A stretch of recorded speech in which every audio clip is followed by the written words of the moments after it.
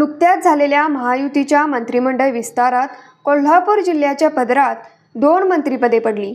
हसन मुश्रीफ आणि प्रकाश आंबेडकर यांना मंत्रिमंडळात स्थान मिळालं आहे. पण अद्याप कोल्हापूर जिल्ह्याचे पालकमंत्री कोण याबाबत उत्सुकता ताणली आहे. पालकमंत्री पदावर कोणाची वर्णी लागते याकडे आता जिल्ह्यातील जनतेचे लक्ष लागून राहिलं आहे. जिल्ह्यातील दोघांना या मंत्रिमंडळ विस्तारात स्थान देण्यात आले. हसन मुश्रीफ आणि प्रकाश आंबेडकर यांच्या रूपाने हे 2 मंत्री आता कार्यरत आहेत.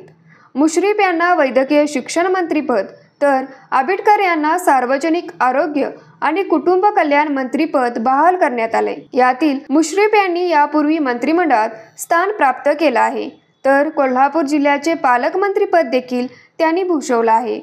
तर प्रकाश आंबेडकर यांनी दुसऱ्या टर्ममध्ये आमदारकी भूषवून त्यांना कॅबिनेट मंत्रीपद बहाल करण्यात आले. राज्यात 3 आघाड्यांचे सरकार आहे.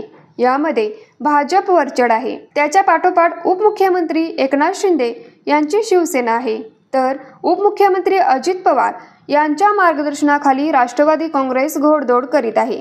त्यातच अपक्षांचाही सहयोग महायुतीच्या सरकारला राहणार आहे.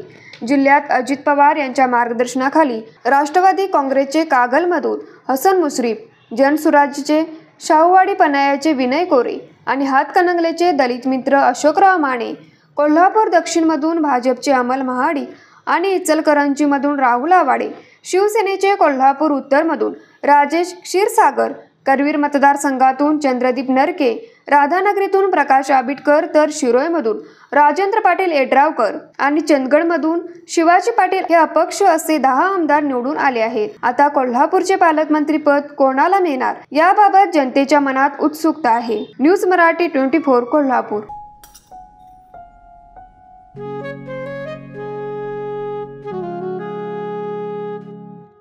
बाबा, आज येताना बासुंदी घेऊन या ना. अगं, कालच आपण आईचा वाढदिवस होता म्हणून आणली होती ना. ऐकलं, गोकुळची बासुंदी पुन्हा खावीशी वाटतेय. खरं सांगू, मलाही खावीशी वाटतेय. पुन्हा पुन्हा खावीशी वाटणारी गोकुळ बासुंदी.